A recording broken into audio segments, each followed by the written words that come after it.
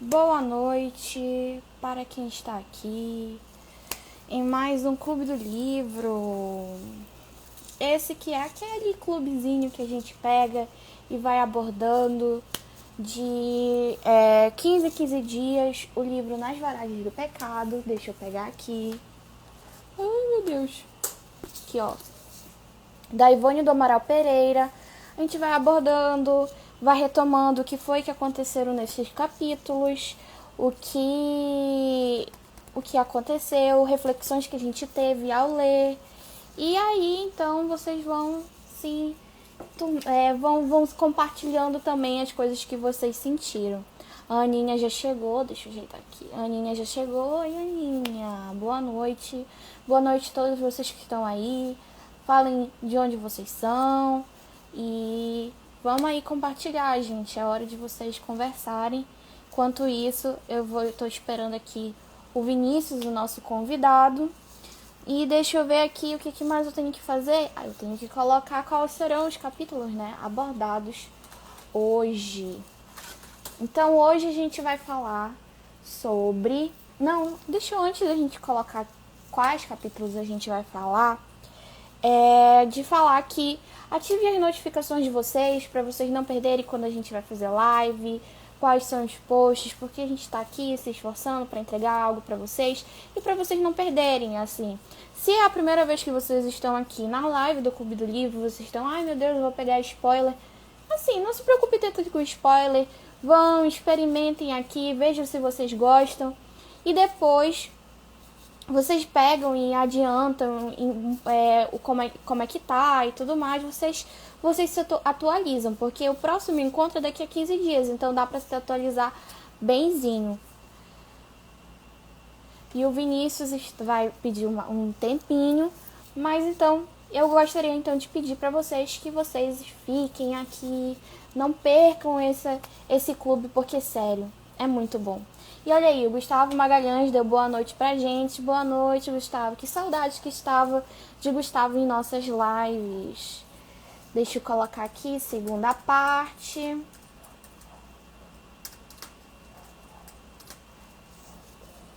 Olha, voltei das férias, agora eu vou voltar a acompanhar ao vivo. Aí sim, rapaz, aí sim. Aqui a gente não teve férias, sabe? Aqui estamos o tempo todo.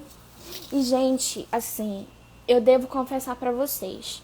Hoje vai ser um pouco diferenciado, porque não deu pra trabalhar tanto assim o clube, já que Olimpíadas, né?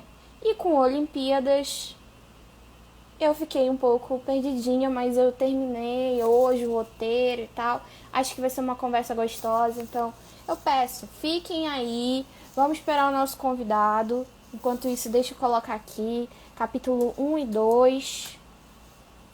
Olha, a Aninha também colocou, hoje é babado de novo. Pois é, de novo, tem muita história. Chega no primeiro capítulo, eu fiquei, minha Nossa Senhora, como é que a gente vai falar esse tudo de coisa? É muita coisa, assim.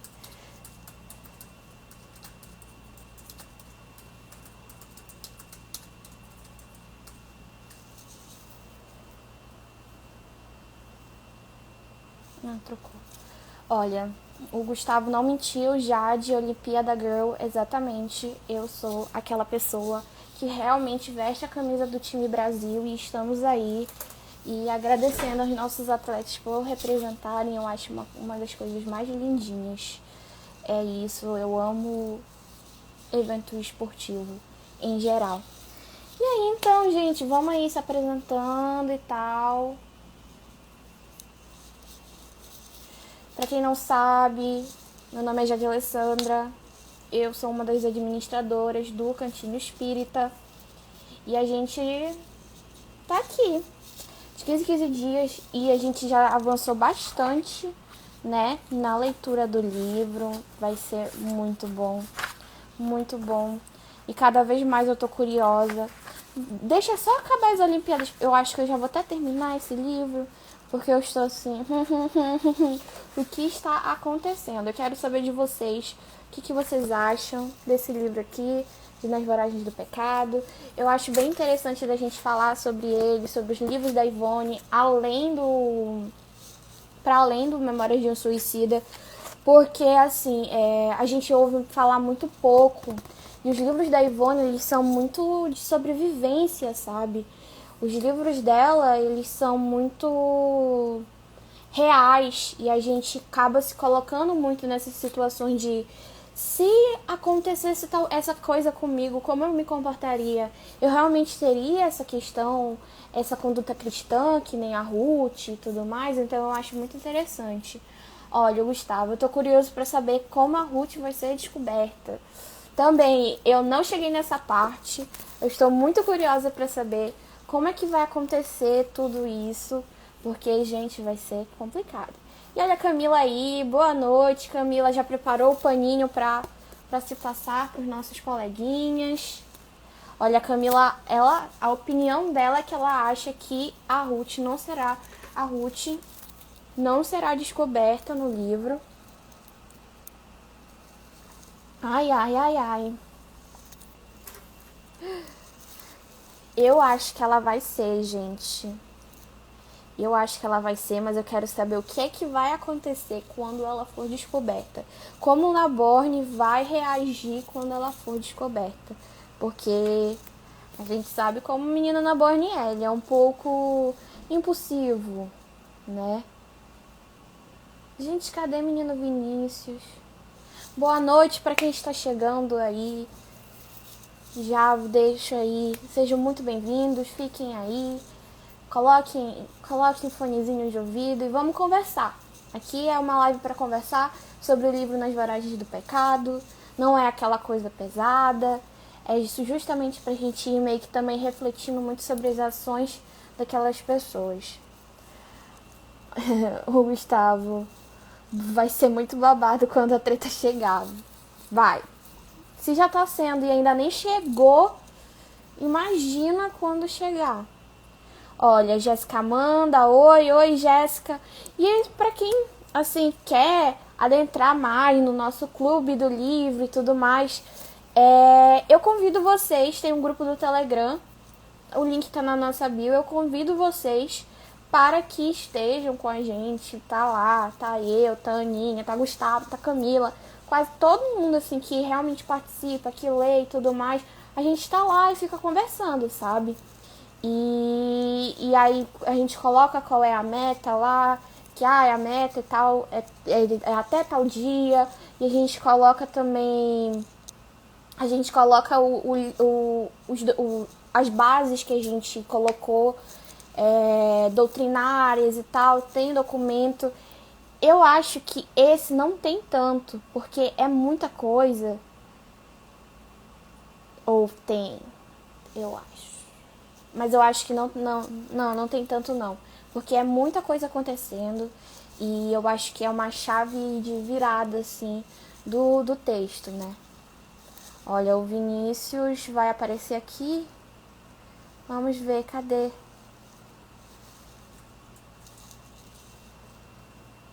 E eu sorrindo e acenando. Mas bora lá, gente. A gente tem que começar essa live. Pra quem está aí na gravação, bom dia, boa tarde, boa noite. Demorou um pouquinho, mas estamos já esperando só o nosso convidado. E aí, galerinha que tá chegando, sejam muitíssimo bem-vindos.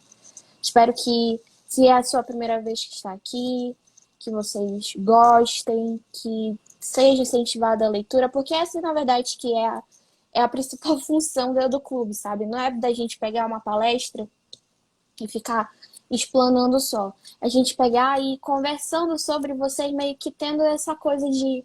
Sabe que quando você lê, quando você assiste alguma coisa e você quer tanto conversar com outros e você não encontra, você se sente sozinho, é nesse momento meio de criar essa comunidade e de se chegar assim e falar assim, nossa, olha isso daqui, sabe?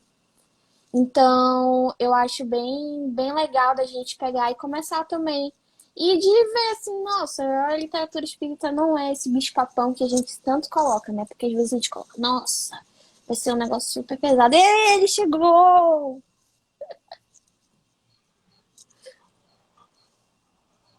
Seja Oi, tudo bem-vindo, bem, Vini. gente? Se apresente pra gente, dê suas primeiras palavras. Só tava te esperando. Tá bom. Boa noite, gente. Sempre uma felicidade enorme estar aqui com vocês. Deixa eu só arrumar aqui um pouco minha câmera. Gustavo está sempre com a gente. Um grande abraço, amigo de Belém do Pará. Bom, gente, estamos aqui mais um sábado nas Voragens do Pecado, um livro Ivone do Amaral Pereira, comentando. Hoje vamos para o capítulo um da segunda parte, capítulo um e 2, né, gente? E é sempre uma alegria conversar um pouquinho com vocês sobre doutrina espírita, sobre esse livro maravilhoso. Então, boa noite. Quem vai ficar nos escutando, tenha essa noite maravilhosa, esteja descansando em casa, com a família e fiquem com a gente, comentem bastante aí. E olha, só falando assim que a gente tem um negócio de que é o passar pano ou não passar pano, que é o que é. É quando alguém faz uma coisa assim que parece tudo equivocada, um tanto não fraterno e tudo mais, a gente fala, não, mas eu entendo essa pessoa, então eu vou passar o pano para ela e tal. E aí eu quero, enquanto a gente vai aqui falando das histórias, né, do que está acontecendo nesse começo da segunda parte, que vocês coloquem assim, para quem vocês estão passando pano. Não, nisso daqui eu passo pano. Coloca uma hashtag, eu sou Team Ruth, Team Luiz, esse tipo de coisa. Eu quero interação aqui de vocês para saber aqui como é que vocês estão se sentindo em relação aos personagens. E aí, Vini, o que foi que aconteceu, mais ou menos, nos capítulos passados? Como foi que a gente terminou, né, a live, para a gente poder, então, começar essa segunda parte, essa parte 2. Conta aí pra gente. Bom, gente, no capítulo, na última live falamos do capítulo 5, 6 e 7, né? E já estava com aquele, vamos colocar assim, ele já estava super fanático. Quando eu falo ele, é Luiz de Naborn, o príncipe ou cavaleiro da fé. Então ele já estava super fanático por aquela mulher do cabelo cor de ouro, já estava encantado por ela. Ela já, enfim, gente, ele já não se via longe daquela bela moça. E ela, com aquele pensamento único e exclusivo, pensamento da vingança, juntamente com o auxílio, vamos colocar assim, com sugestões da Otília de Lavini, a verdadeira, que já tinha desencarnado, e ela continua ali firmemente querendo se vingar daquela pessoa em que ceifou a vida de toda a sua família, de todo o seu povoado ali, que eram os huguenotes.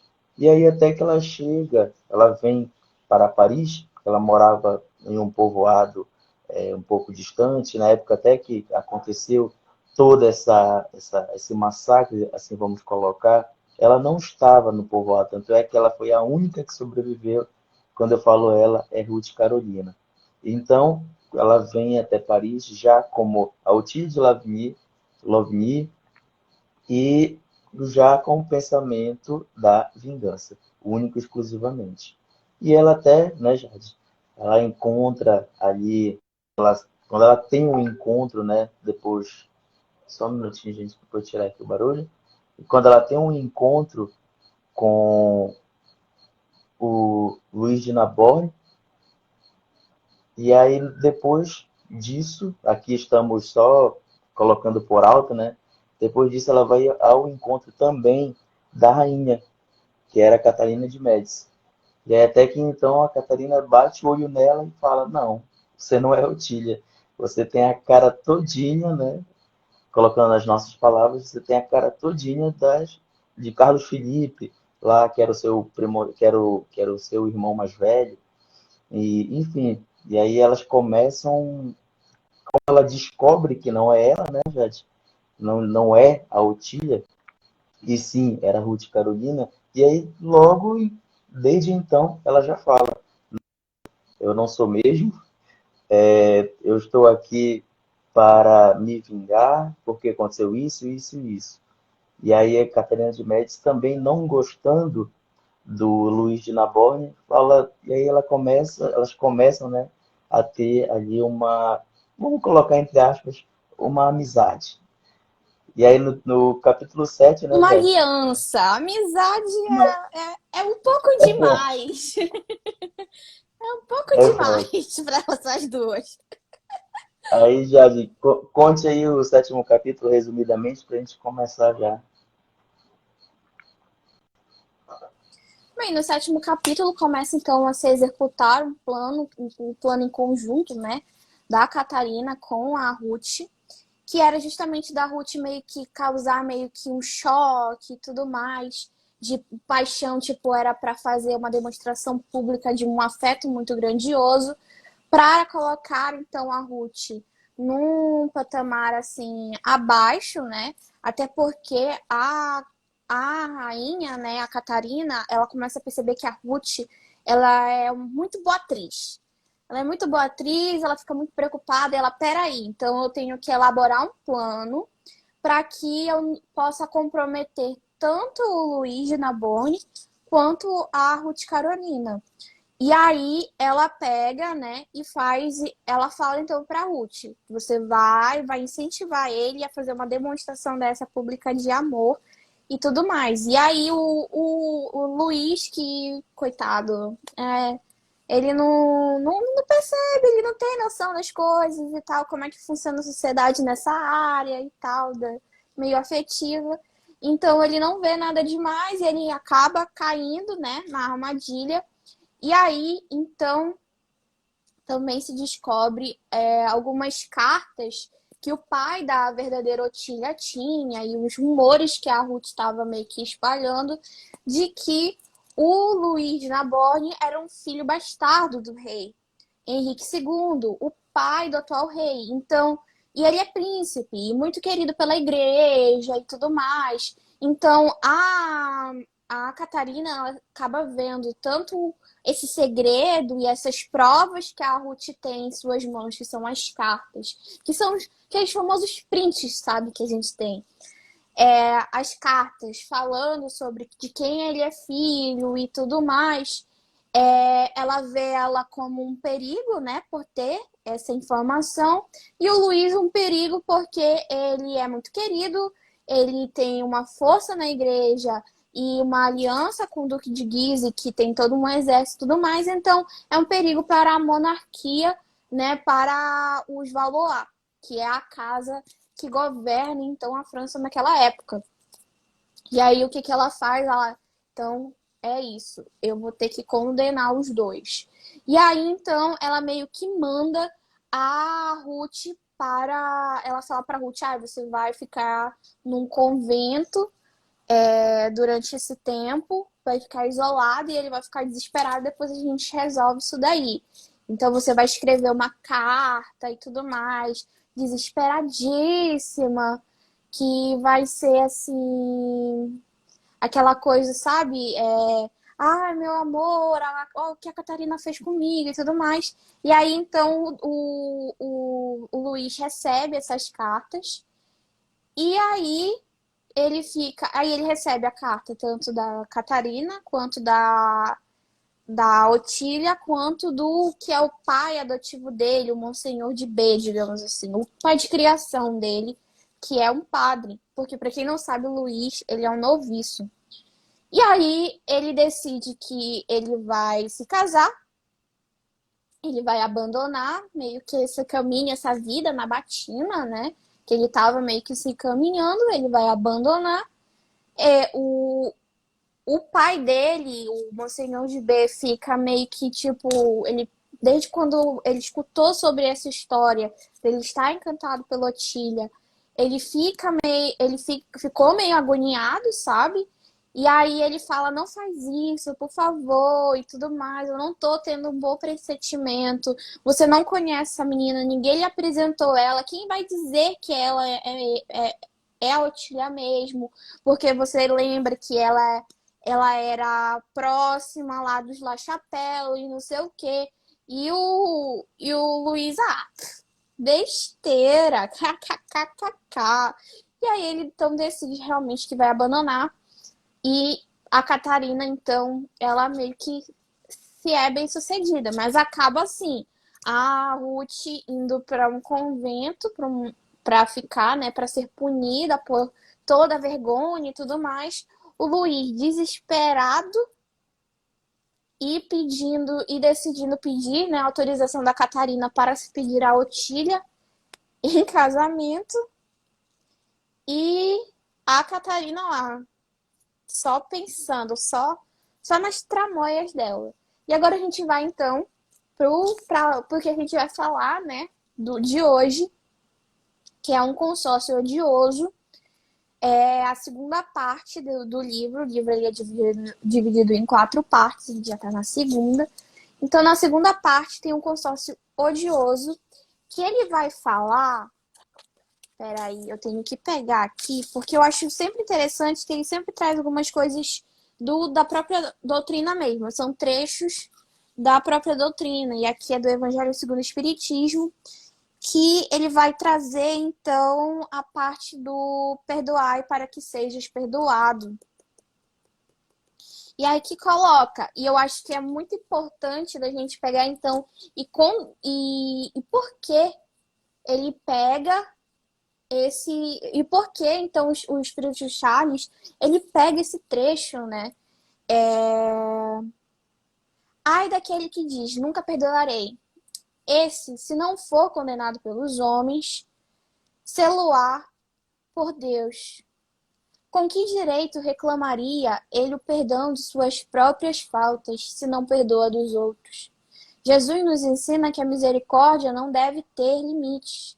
Quando diz que cada um perdoe ao seu irmão, não 7 vezes, mas 70 vezes. E aí, esse é do capítulo, né? E eu acho interessante que o Espírito Charles, assim, o trecho está lá por um motivo.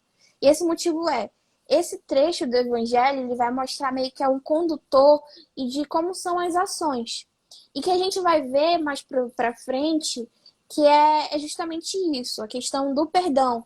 A gente vai ter que ver essa questão que vai ser realmente a do perdão uma coisa primordial, né? E aí pegando lá do Emmanuel, no Consolador, o texto chamado Perdão, em que ele fala: rememorar o bem é dar vida à felicidade. Esquecer o erro é exterminar o mal. Além de tudo, não devemos esquecer de que seremos julgados pela mesma medida com que julgamos. Então a gente já vai pegando assim alguma coisa, por exemplo, da Ruth, de que ela não está esquecendo o mal. Enquanto todos estão dando a oportunidade para ela de esquece isso daí e vai viver a tua vida, não.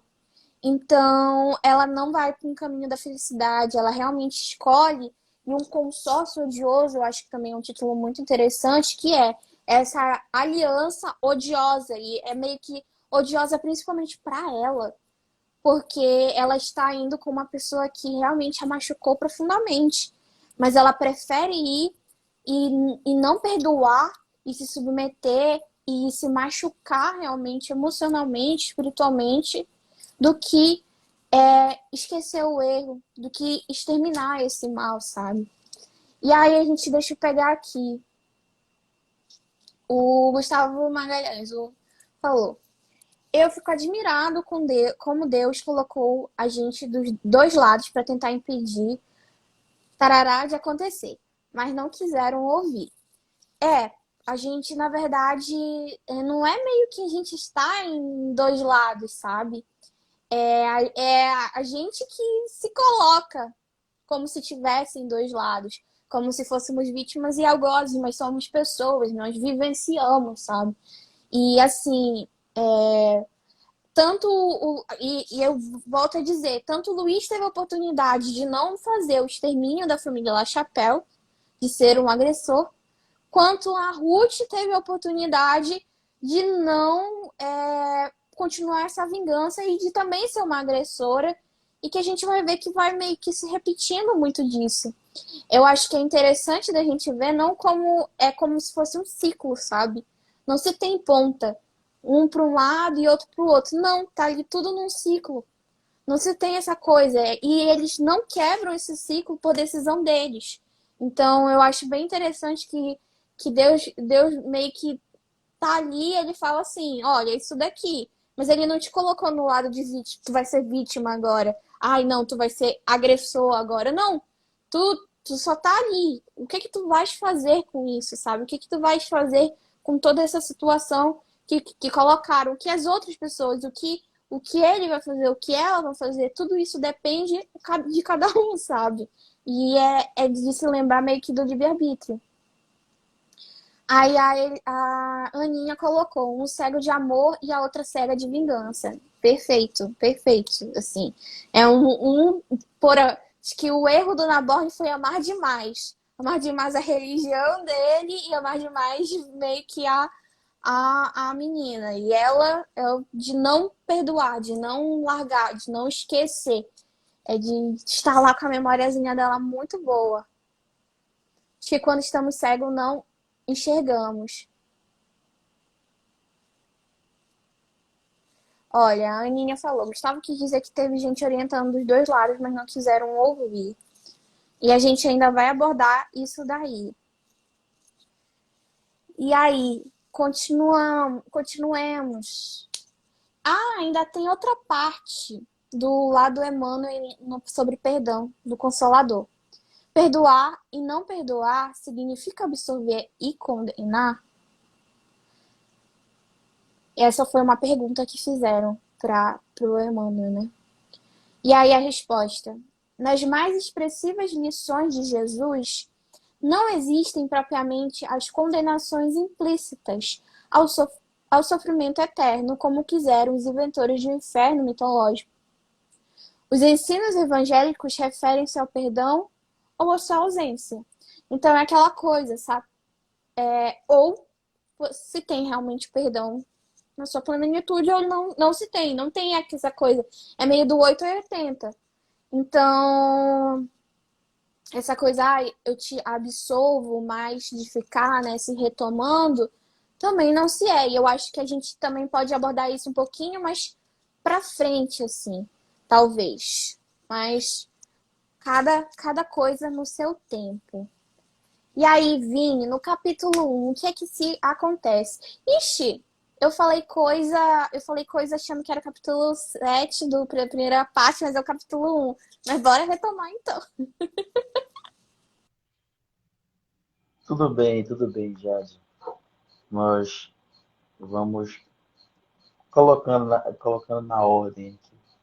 Bom, muito interessante toda essa introdução que a Jade fez, tanto da questão bem-aventurados os misericordiosos, isso quem coloca é aqui no livro mesmo, quando ele fala da segunda parte do consórcio odioso, Charles Ivone do Amaral Pereira coloca assim, como for uma nota de rodapé aqui, capítulo 10, Evangelho segundo o Espiritismo, faz a menção do item 4.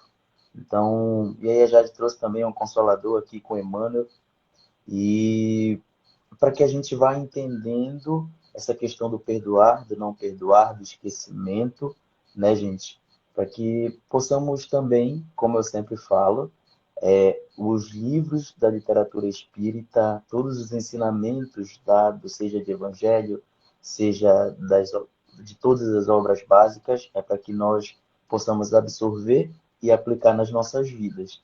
Então, tudo que a gente vai contando, a gente brinca aqui sobre passar pano, brinca aqui até para que a gente vá entendendo o livro, todo mundo junto, é justamente para que a gente em, em uma oportunidade, não façamos igual a Luiz e a Ruth Carolina. E vamos continuando, né, Jade?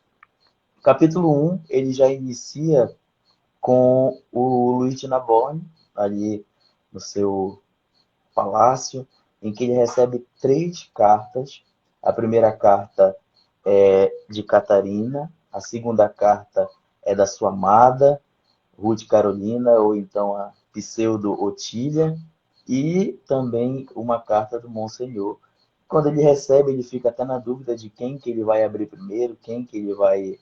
Enfim, gente, conta assim, essa pequena trama de que qual que ele iria receber. Ele não poderia receber o da amada dele, passando à frente da rainha e tudo mais. Ele decide então receber as três cartas juntos, e ele abre primeiro a da amada dele, de Ruth Carolina, justamente falando que ela iria para o convento franciscano, salvo engano, em que ela já estaria indo em pouco tempo e que ela iria ficar alguns dias fora.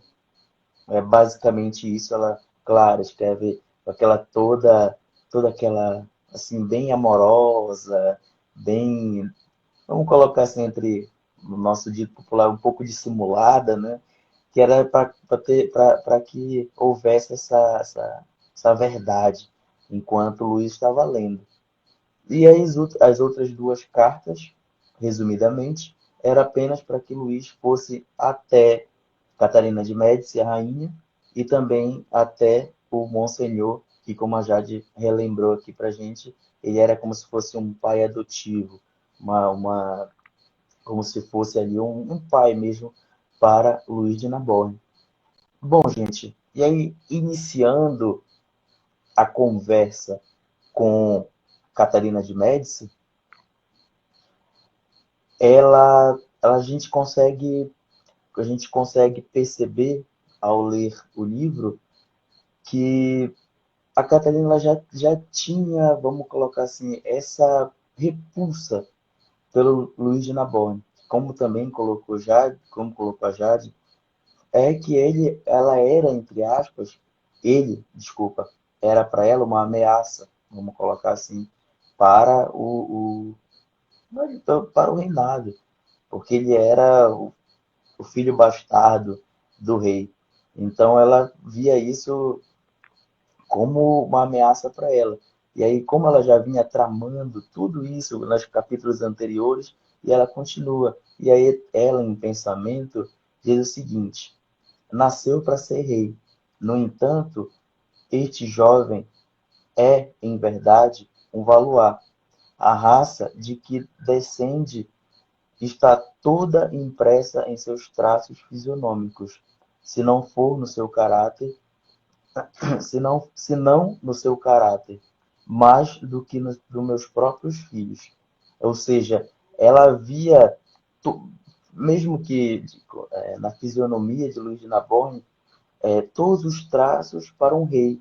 E ela continua falando sobre isso, de que ele tinha tudo para ser rei.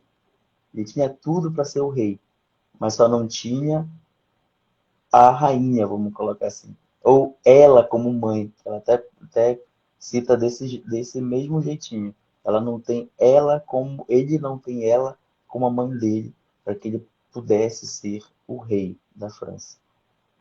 Vamos lá, Jade, quer falar? Fica à vontade. Vamos, vamos indo aqui.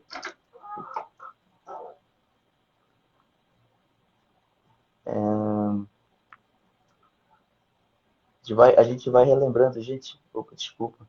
A gente vai relembrando aí o capítulo.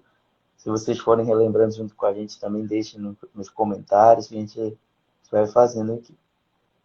Bom, e continuando a conversa, e essa conversa deles durou assim um tempo em que Luiz ele até tentou convencer a rainha para que ela tirasse do convento, e como foi a trama delas duas, em que ele realmente ficou assim querendo resolver essa, esse assunto de que ela estava lá no convento e ia passar alguns dias. E ele é louco assim de paixão, de amor. Ele acaba que querendo e perguntando para a rainha, e ela só falando, não, mas você viu o que ela fez lá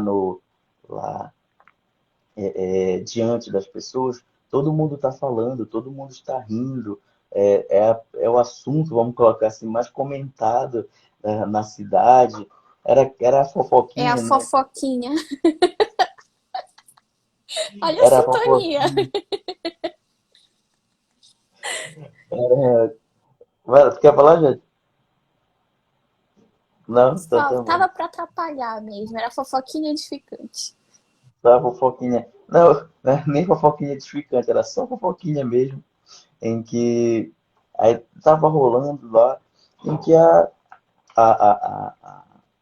Catarina de Médici, entre aspas, estava preocupadíssima com o que estava acontecendo.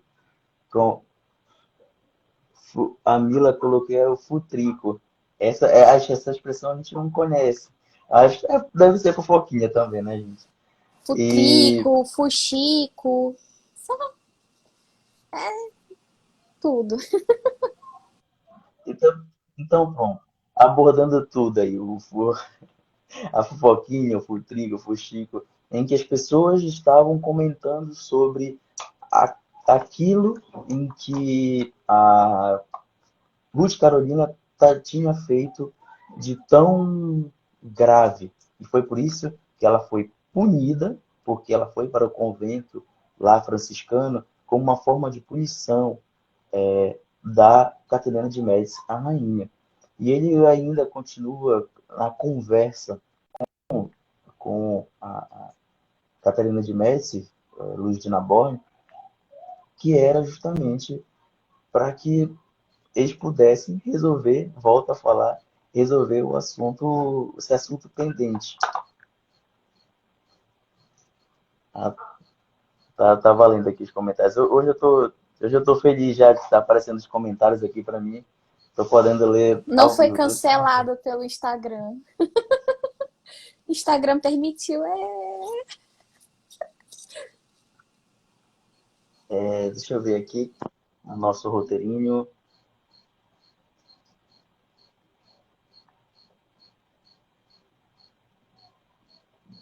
E ele, uma das falas aqui, que a Jade separa do nosso roteiro, que é até um pouco engraçada, vamos colocar, porque ele fala assim, chega ao momento dessa conversa que ele chega a falar assim para a rainha: rogo, pois, a minha rainha e senhora de graça, de poder desposar a menina de Laveni, que era Otília, que era Ruth Carolina, e eternamente estarei reverente aos seus pés.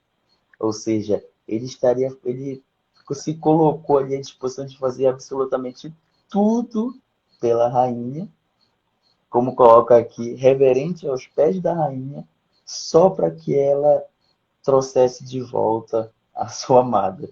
Então, né, a gente que até o amor não faz, não é mesmo? O que não faz? Um homem apaixonado. e, Quando a gente e vai ver, aí, eu, eu acho que é interessante porque, tipo assim, as pessoas elas começam a ver o quanto que o Naborn ele mudou de comportamento. Assim, a partir do momento que ele conheceu o Otília, ele mudou de comportamento drasticamente. Inclusive os próprios empregados, né? Os próprios servos da casa dele, do castelo dele, eles falavam que ele antes que não se preocupava tanto assim, com a imagem dele e tudo mais, agora ele demorava mais para se arrumar, aparecia com roupas mais belas e não sei o quê. Então a gente vai vendo toda uma transformação. E que ele antes ficava um pouco. Eles meio que ele se afastava um pouco de Catarina, né? Porque ele sabia que ela não gostava dele. Agora ele meio que se coloca, né? Totalmente à disposição. Tipo, eu me coloco à disposição de você porque eu preciso estar com Otília, né? Olha, a Aninha, vou passar pano pra Luiz. Coitado, gente, caindo na cilada real. Só por ser fanático por amor e outras coisinhas. Só por ser fanático, né? Só, apenas. Assim, a gente, a gente vai vendo assim, e eles vão. A gente vai vendo assim o comportamento de Luiz e a gente fica, minha Nossa Senhora. Mas, né, eu acho que o Luiz é uma coisa muito, muito humana porque ele sente muito, assim, as coisas. A gente vê isso nele. Ele sente muita repulsa pelos huguenotes, ele sente muito amor pela religião, pela Otília, então ele é muito assim, não se tem muito dessa questão Embora ele tenha a questão do raciocínio, né, ele seja um estudioso e tudo mais, mas ele não procura vincular isso com a questão da emoção dele, né, a chamada inteligência emocional. Então é uma coisa muito interessante. Vai, é contigo, Vini. E continuando, como eu falei para vocês, essa conversa dele com a rainha, em que ele coloca assim, como ele toma algumas decisões em que ele até chega a falar para ela que ele casaria com e vai se casar, no caso, com Ruth Carolina. E ele fica até ela assim, vamos colocar de um jeito que ele iria abandonar a igreja. Ela falou que para que ele pudesse se casar com a Ruth Carolina, ele teria que abandonar as suas atividades na igreja. E, e isso faria com que ele perdesse, que na época a igreja tinha tanto poder, e ele tinha, e Luiz de Narbonne, apesar de ser um príncipe, salvo engano, ele tinha tanto poder por fazer parte ali, é, já se tu puder falar, eu não lembro qual era a atividade dele na igreja, assim, Ele é príncipe e noviço. noviço, né? E ele precisava, a Catarina de Médici simplesmente falou, ó, para você se casar com ela, você tem que abandonar a igreja. E aí ele fica lá porque ele ama tanto a igreja. Ele era um teólogo. Então ele fica naquilo, mas está hiper mega decidido. E como a gente falou aqui, quando ele ama muito. Quando ele sente muito, muito, muito. E aí ele está decidido de que ele vai deixar todos os seus trabalhos na igreja, de que ele vai se casar com Ruth Carolina.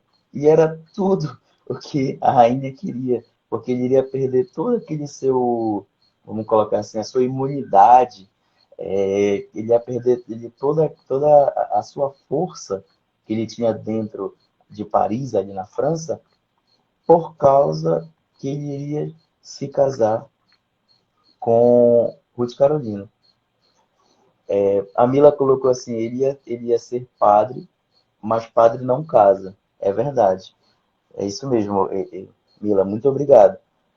E então é por isso que ele não poderia, então, levar à frente as suas atividades na igreja. E coloca assim, em um trecho, Nabone declara que precisa se casar com Otília, servirá à igreja, mas não como padre, não como padre mais. Ele era um noviço, como colocou a Jade. Abandona o compromisso com a igreja. Então, foi isso que a gente acabou de comentar aqui com vocês, em que ele ia deixando as suas atividades na igreja e simplesmente, não, agora eu quero, ele tinha, né, Jade, só esse pensamento, eu quero me casar com Ruth Carolina e não importa mais o resto. A mente dele tava Otília, Otília, Otília, Otília, Otília, Otília, Otília, Otília, Otília. Ele não pensava em nenhuma outra coisa, não sei. Otília, Otília, Otília, Otília, Otília, Otília, Otília. Ele é assim, o Luiz, assim. E aí esse próximo trecho eu queria dedicar a Camila, porque foi ela que falou, e aí foi justamente, ela antecipou o que o espírito, que o Charles dizia, né, sobre o Luiz de Naborn, que é: jamais um coração se desdobrara em exaltações mais puras e fortes, mais intensas e legítimas, como o fazia aquele fanático religioso, que igualmente no amor se revelava fanático e absoluto. Então, o Luiz, ele tinha uma tendência muito a fanatismo. E é uma coisa, eu acho que muitos de nós, né? Se a gente se coloca nessa posição de não parar para pensar no que a gente está fazendo, de não se ponderar, porque, assim, se vocês pararem para ver, ele é muito imediato. Tipo, ele conheceu a menina, ele mal conheceu ela, já quer se casar, já tá abandonando tudo. Ele dá a questão também lá do João Chapéu, quando foi, né, para o assassinato daquela família. Ele também decidiu quase que de uma hora para outra, ele só foi perguntar para as pessoas, mas tipo, ele já estava com aquilo ali na cabeça, então ele não parava, não, deixa eu pensar quais são as consequências, o que me traz, não sei o quê. Então ele é muito disso, muito do imediato e muito com as emoções muito afloradas. E assim, é bom ter emoções, é bom ter sentimentos, sem dúvida alguma, mas é bom a gente ter consciência deles e consciência do que a gente faz com eles, sabe? Porque às vezes a gente olha e sabe lá Deus o que a gente está fazendo? A gente olha assim, com a doutrina espírita e tudo mais, a gente se imerge porque ela pega e nos renova e tudo mais. Mas a partir do momento também quando a gente às vezes está começando a desenvolver todo um sentimento mais puxado, digamos assim, sabe? Às vezes a gente olha com um olhar de superioridade para o outro, de querer, por não concordar com a opinião do outro, de querer atacar e utilizar desse conhecimento que a gente tem. E isso não só, eu acho que é muito importante também a gente falar, porque assim, eu queria procurar alguns textos para se falar sobre fanatismo com textos da doutrina espírita. Só que se falava muito do fanatismo religioso. E a gente vê aqui que o Naborni, ele vai para muito além do fanatismo religioso, ele é fanático com qualquer coisa. Tanto que ele se criou toda uma idolatria por conta de Otília. Otília é a menina perfeita. Não podem falar uma coisa que não, isso aqui é tudo mentira, porque aquela menina é perfeita, é o anjo que caiu no céu e tudo mais. Ele não se questiona.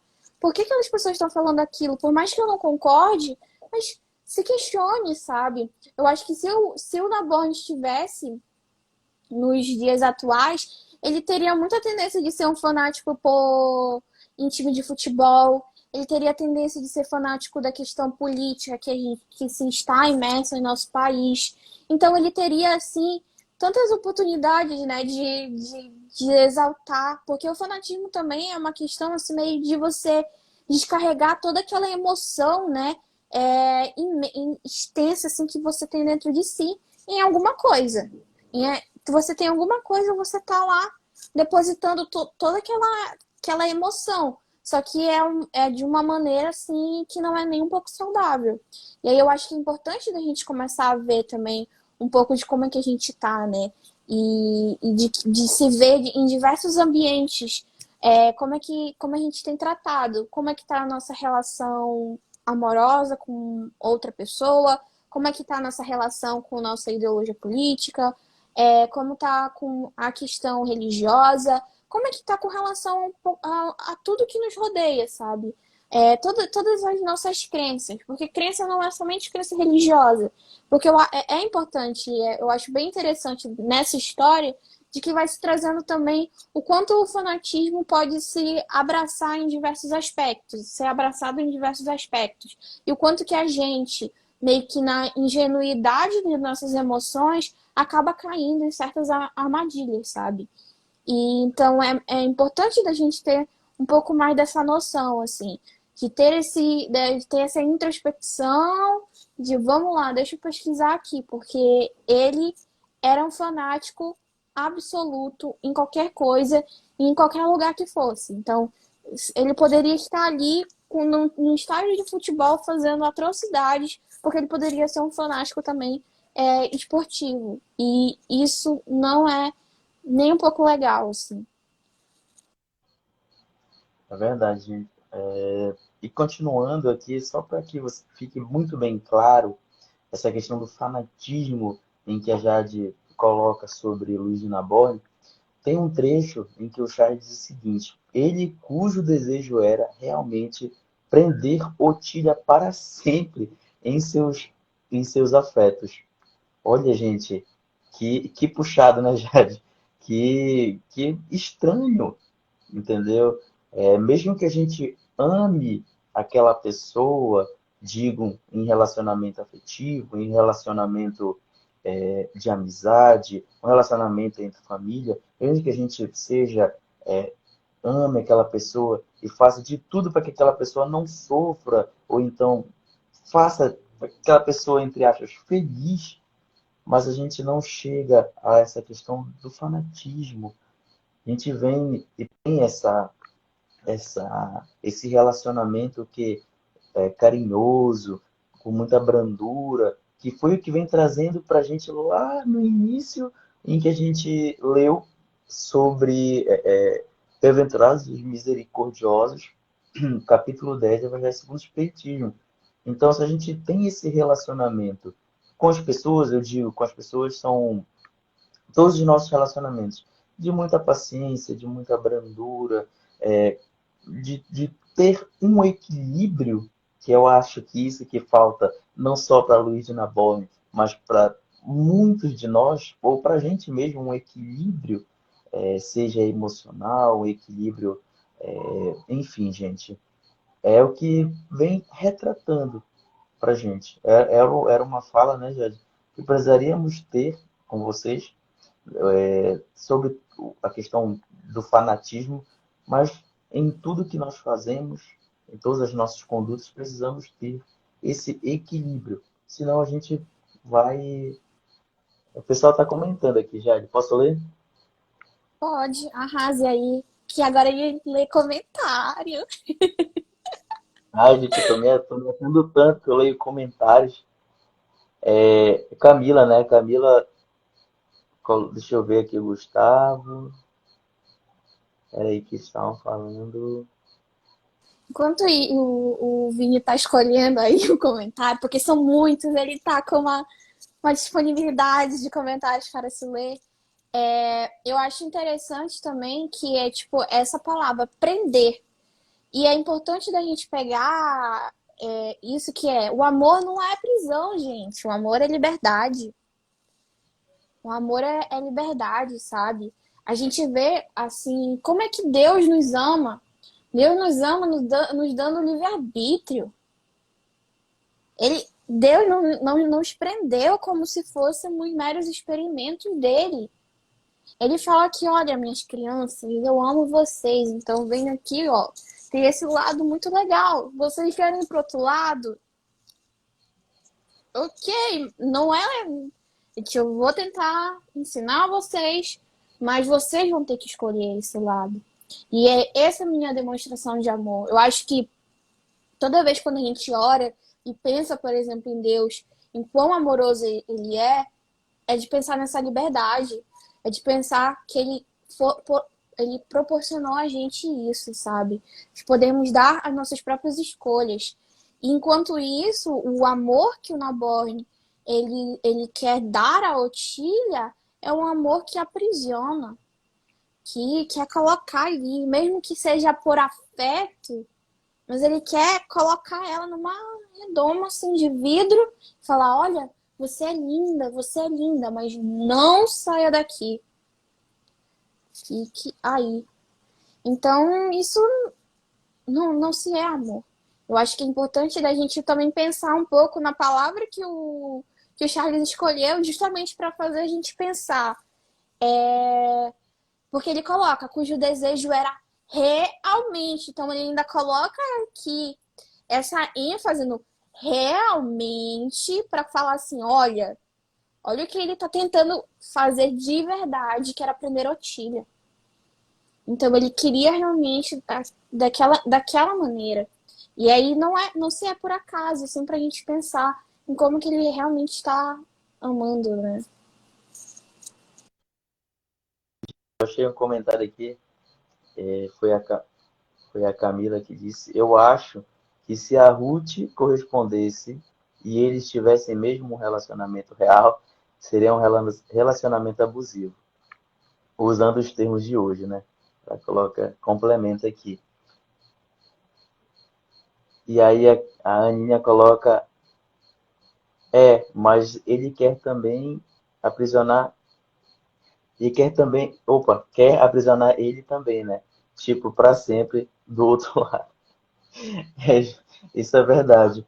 E, e que a gente vem comentando, que vocês também vem trazendo para a gente, é que sobre isso, e a gente traz mais um trechinho em que Charles coloca assim: já que como considerá-la sua noiva. Olha aí, gente. Então ele é emocionado, ele é fanático, enfim, São muitas coisas, muitos adjetivos que a gente pode dar para Luiz de Naborni aqui, em que ele se encaixa perfeitamente. E trazendo, Gente, o, vamos, o Luiz, se ele tiver desencarnado, o Luiz Naborn, se tiver desencarnado, ele deve sim. Hoje é o dia de zoarem com a minha cara, com a minha fuça. É isso. Essa é a live para zoar com o Naborn. Mas é porque é, é complexo, é muito além, assim, do que a gente se costuma, né? Conviver. Eu espero, gente. Eu espero. e continuando esse capítulo 1, ele depois que termina a conversa com,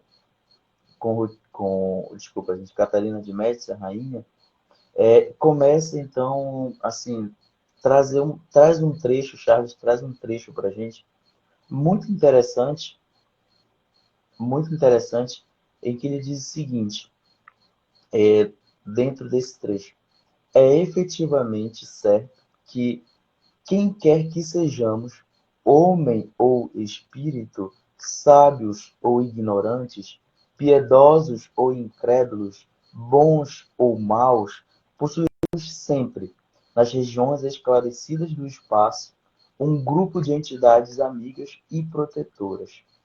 Por nosso lado, por nosso futuro e bem-estar moral e espiritual, zelarão devotamente, cuidadosos do nosso progresso, tentando desviar-nos de caminhos precipitosos e quedas irremediáveis.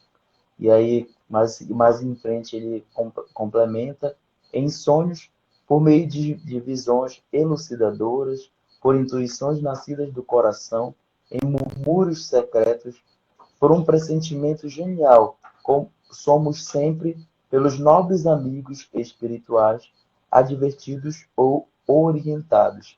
Se tais possibilidades falham, servem-se eles de pessoas que vivem junto de nós, a fim de nos aconselharem momentaneamente. Deus jamais priva a sua criatura da justiça, de um amparo ou uma inspiração, sempre necessários na marcha da nossa evolução. Então, gente, o que vem trazendo aqui Charles com esse trecho assim super, super reflexivo, em que todas essas sugestões trazidas por espíritos que querem o nosso bem, que inicialmente foi colocado aqui pelo Gustavo, em que os dois, em que nós comentamos no caso, e comentamos em lives passadas, em que os dois sim tiveram inúmeras oportunidades de não continuarem com com aquele pensamento, oportunidade de fazer o que vinham fazendo. Tanto Luiz Nabori, com o massacre lá nos Huguenotes, com os de Bittencourt de La Chapelle, ele poderia, e tanto é que ele pergunta para o Monsenhor, que é o seu pai adotivo, entre aspas, e ele já vinha, desde então, falando para ele, não, não faça isso, e sempre sugestionando coisas boas para ele. E mesmo assim, ele quis fazer, por causa de, foi perguntar depois, você quiser. E ele já queria mesmo, ele continuou. E a mesma coisa que a gente vai ver daqui a pouco, que é no fim desse capítulo, para o capítulo 2, em que também Ruth Carolina poderia, ainda pode parar com essa questão da vingança. Mas não, ela sempre fala que não, que ela não pode, ela não pode parar.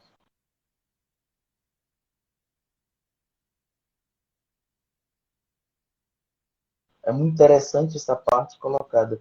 Já quer comentar sobre essa parte?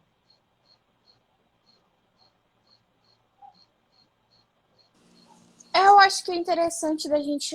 Eu acho que esse trecho assim, foi bem tocante e o pessoal estava comentando aqui que te marcou e tudo mais. É porque, assim, às vezes a gente acha que tá tão sozinho, né? E que, fez porque quis, porque e tal. Porque, como eu falei antes, Deus nos dá, né, a opção da gente escolher. Mas ele sempre, sempre vai dar as oportunidades das assistências e tudo mais. Então, eu acho muito bonito também da gente lembrar que quando a gente está sozinho, a gente está em aflição e tudo mais, ou a gente está simplesmente grato. Qualquer momento, sempre vão ter aqueles irmãos que vão estar em sintonia. Pode ser irmãos encarnados ou desencarnados que vão nos dar realmente conselhos bons, sabe? E que basta a gente estar com o coração aberto. E eu acho bem importante isso, porque às vezes a gente pensa assim, eu estou sozinho, eu estou me sentindo sozinho, mas acreditem, vocês não estão assim. E eu sempre gosto de falar da história e tal, de quando eu estava, né, na minha crise e tudo mais, e quando eu estava me sentindo muito mal e que vieram dois conselhos, acho que eu até falei no Fonte Viva, no Destino Fonte Viva, que vieram dois conselhos para mim. Um que era de ir para, tipo, acabar com essa dor de vez e tudo mais, daquele jeito não tão legal. E aí que eu peguei, eu afastei e falei, não, isso aqui realmente não é meu e eu não quero isso daqui, eu não acredito nisso daqui, eu me nego a ir para esse lado. E também tiveram aquelas, e eu não conseguia simplesmente orar. Eu tava num momento muito assim que eu tentava, mas eu não conseguia orar. Mas mesmo assim, veio uma voz e falou: vai procurar ajuda. Isso no centro espírita. Eu indo pro centro espírita e tudo mais, mas eu. E aí falaram: vai procurar ajuda. E foi quando eu senti realmente que eu precisava daquilo. Eu precisava falar tudo o que estava acontecendo, de como é que eu estava sentindo e tudo mais, todas aquelas aflições. Então, assim, por mais que eu tivesse me sentindo muito, muito só, com essa dor, e eu não conseguia meio que falar, vieram conselhos bons, sabe? Vieram irmãos e por muito tempo, assim, eles continuam, na verdade, mas eu escutava muita coisa, assim, naquele período que parecia que me conduzia, sabe? Realmente para uma melhora que eu vejo, assim, com outros, que foi uma melhora muito, muito boa, um avanço muito bom com relação ao tratamento da doença, sabe? Então, por conta desses conselhos e tudo mais, e eu achando que eu estava meio que bloqueada, o que eu não conseguia, porque às vezes a gente olha e a gente sempre acha que tem que vir da gente, mas às vezes está chegando também. A gente só tem que estar com o ouvido e com o coração aberto. E eu achando que eu não estava conseguindo e tentando pedir ajuda e tudo mais, e ela veio. E eu pude ser capaz, assim, eu pude conseguir escutar essa ajuda e foi imprescindível. Então, esse trecho também para mim foi muito. Eu me lembrei muito disso, assim, de ter, de realmente, de realmente isso estar lá. Eles estão lá, Deus nunca te deixa, nunca te deixa sozinho. E mesmo que tu aches que tu, por não estar conseguindo conversar com ele, tu aches que não vai vir ajuda, vem. Porque nunca vai estar desamparado. Muito obrigado, Jade, pelo relato. É difícil por essas coisas chegar aqui e relatar. Então, muito bom, Jade. E eu queria falar para Jade, queria falar para mim, queria falar para vocês que nos escutam. Queria falar, não, eu queria repetir o que foi que Charles colocou, para que a gente se sinta nessa noite muito, muito consolado. Ele coloca assim, gente, é efetivamente certo que quem quer que sejamos, homem ou espírito, sábios ou ignorantes, piedosos ou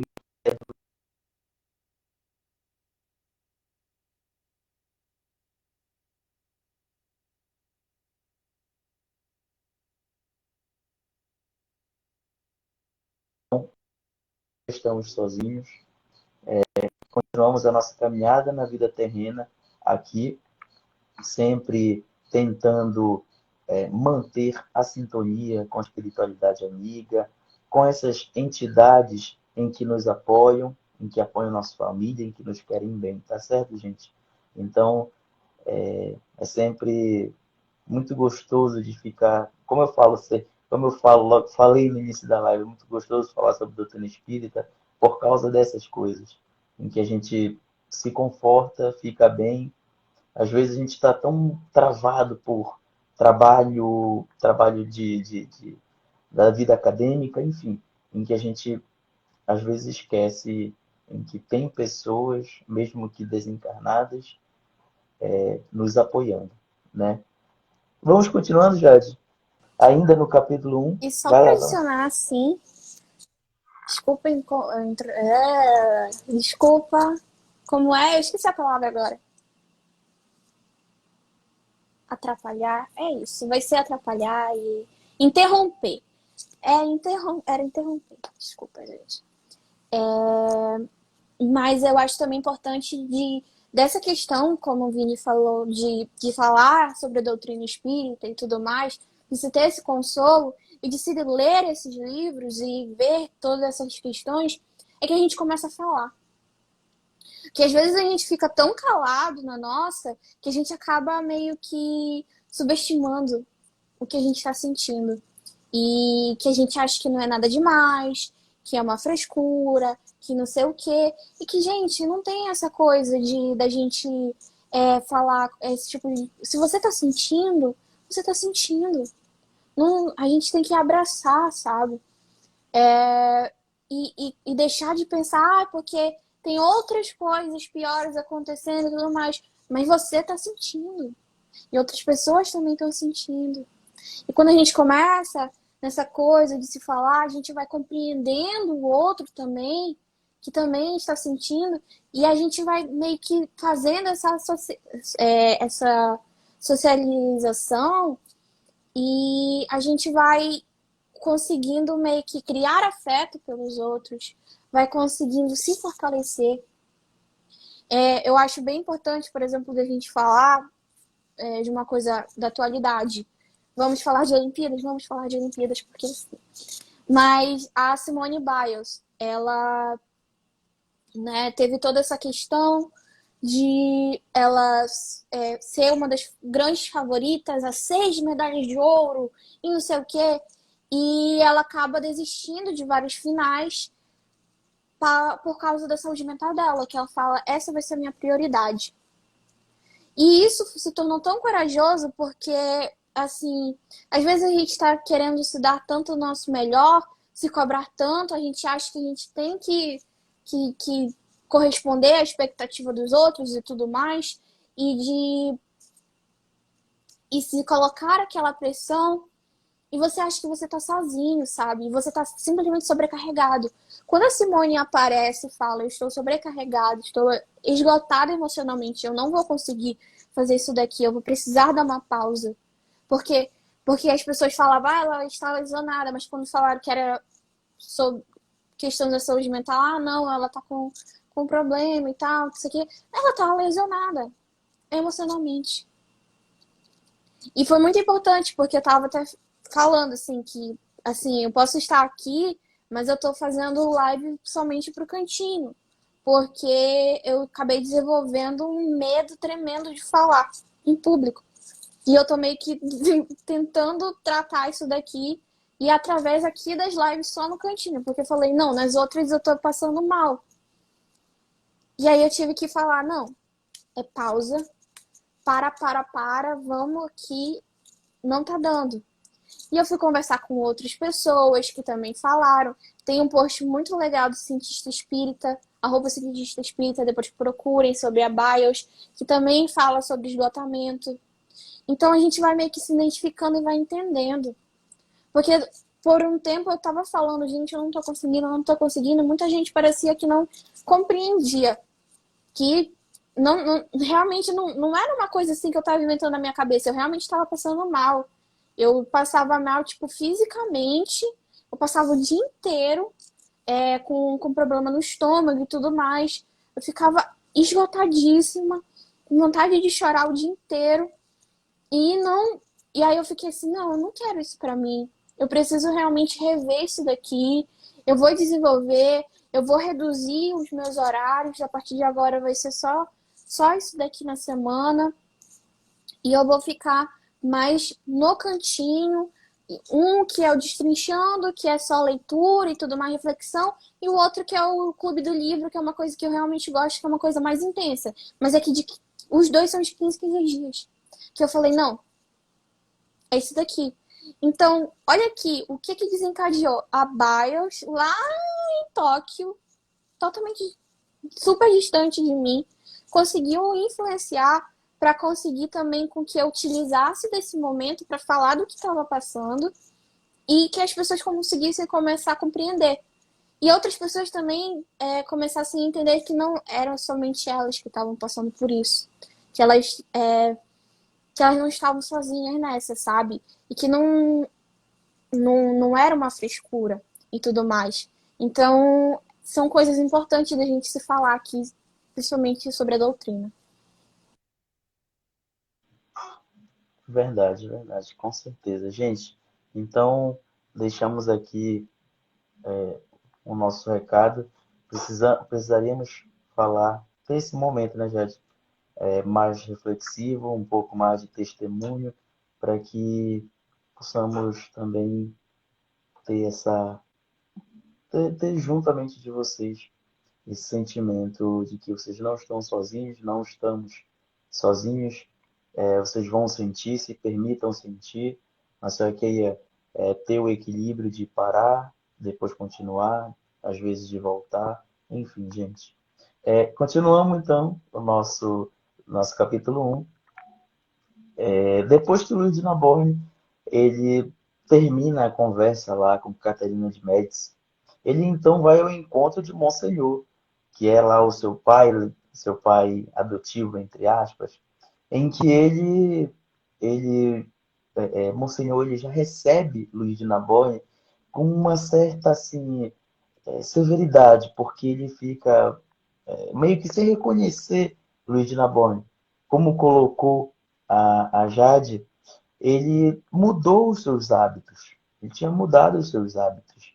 Ele já no, daqui a pouco a gente vai com a leitura, a gente percebe em que ele até estava esquecendo de orar, que era o que ele fazia diariamente. Ele estava diariamente na igreja, enfim.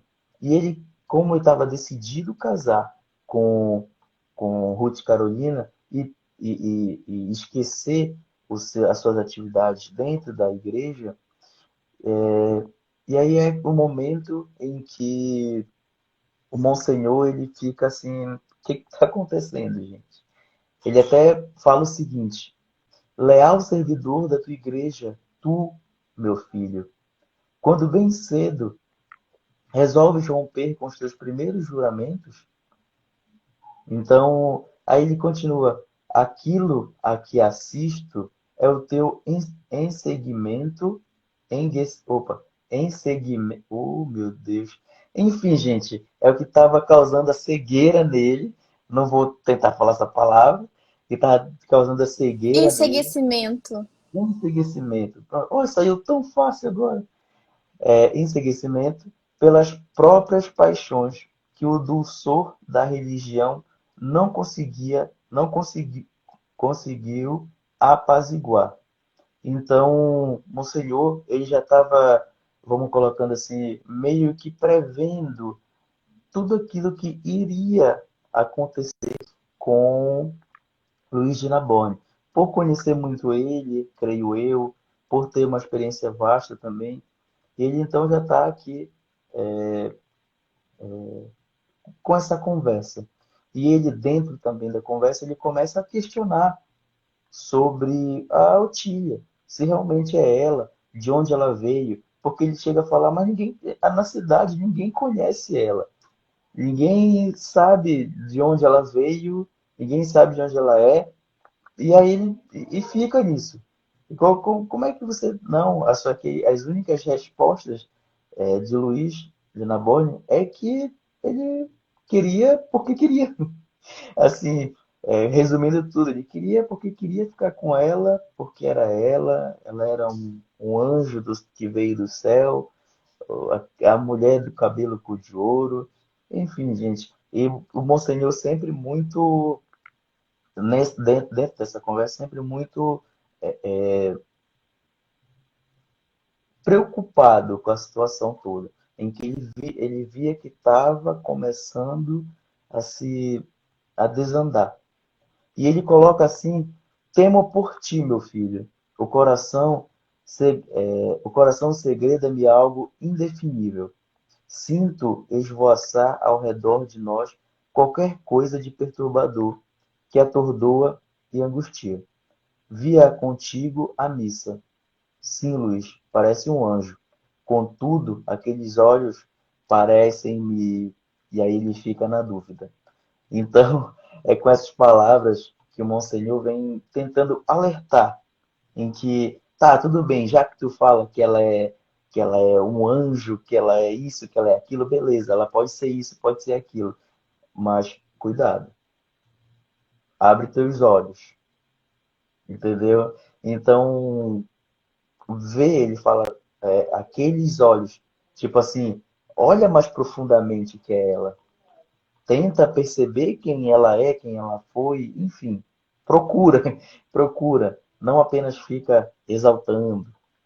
Enfim, e até na conversa deles, ele pede para Luís se refugiar na Espanha, fala, esquece tudo aqui e vai para a Espanha, e é como se fosse uma alternativa para que ele, enfim, não se casasse, não continuasse com aquela, entre aspas, loucura que ele estava fazendo. E ele até cita um, um trechinho aqui que a gente trouxe para vocês. O gênio do mal frequentemente se apresenta em lindas formas femininas para perder os homens pouco avisados.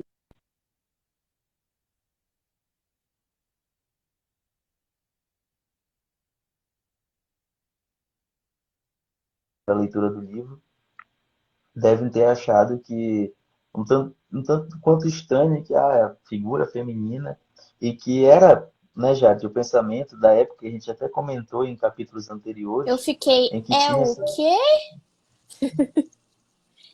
Que repete pra mim, colocando a mãozinha na cintura. Repete! Em que a gente até comentou, né, Jade, dessa questão dessa.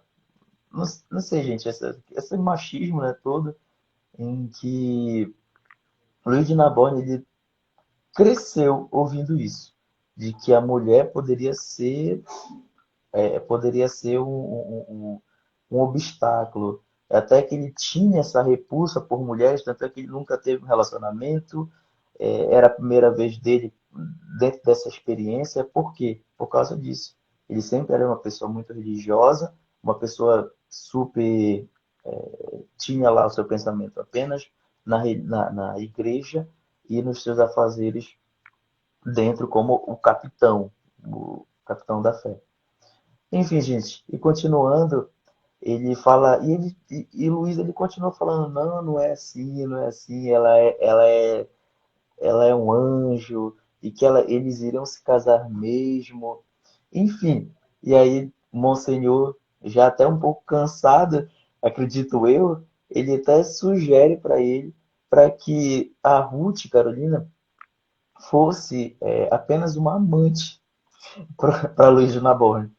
Aí ele até cita, existem vários, assim, várias histórias, a gente sabe que existem os amantes, mas não abandona as tuas atividades dentro da igreja.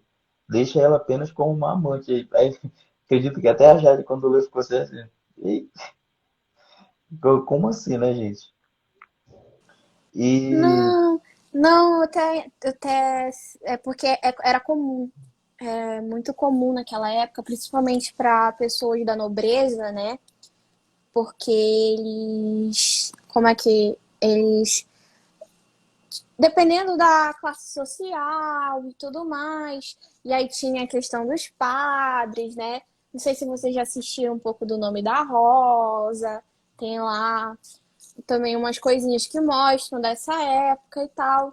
Então, assim, era meio que comum. Os Borgias também. Enfim, tem várias situações que a gente vai meio que conhecendo que é meio que comum. Por isso que ele fornece isso daí, porque até lá, por, sei lá, até 1800 e tal, era mais comum do que a gente imaginava isso daí. E os próprios reis, tipo, tinham mulheres que eram consideradas como se fossem as amantes oficiais. Vocês vão pegar a, alguns duques e tudo mais, que, tipo, as amantes sentavam na mesma mesa do que as esposas. Porque eram coisas totalmente meio que comuns. Aí pega Henrique VIII, etc, etc. A gente vai, então, conhecendo muitas dessas personalidades que vão tendo, e aí a gente. Pra gente que não era. O Monsenhor, a Camila, esse Monsenhor também, hein? Vacilou aí. Mas é porque, né? A Camila vai entender que ela é historiadora, mas é porque era normal. Você pegar e colocava, e aí os reis. E detalhe, os reis tinham amantes que eram casadas e que tinham títulos também. Então a gente já pega por aí. Só que eles se casavam com princesas e tudo mais que faziam alianças com outros países. Mas era mais comum. aí, gente, com esse comentário da Camila, eu vou até falar para vocês. Poderia ser normal e tal, como a Jade trouxe pra gente. Mas eu falo, Camila, eu acho até que era uma preocupação assim de pai, né? De algo que estava assim, como se fosse a última alternativa, em que ele tenta, ele conversa, e aí eu acho que como uma última alternativa ele começa a apelar. Eu vejo até, a gente pode até falar que pode ser uma preocupação de pai mesmo. Bom, gente, e aí continuando, depois dessa conversa, Amigo, tu quer descansar um pouco e eu vou seguindo, aí tu comenta, porque tu já falou hoje. pode ser, pode ser. Porque, porque esse primeiro capítulo, eu falei pro Vinícius, Vini, esse capítulo é enorme, meu Deus do céu. E aí eu tô aqui, meu Deus, coitado do Vinícius, ele tá. Não, mas aí tu que Tu sabe. queres? Porque senão também. Pode Eu tô continuar. aqui. Pode continuar, então, pode Tá. continuar. E aí fica comentando depois. Toma tua aguinha, dá uma respirada. Então, né, o Nabone, ele encaminha uma carta pra Ruth avisando que ele quer se casar com ela. E a Ruth fica tipo, minha nossa, e ela tá enclausurada num convento e ela fica sem reação e ela fica, minha Nossa Senhora, que ele fala assim, que eu já conversei com a Catarina, com a rainha e tudo mais, a gente quero me casar com você. E ela, o que a Catarina está aprontando para mim?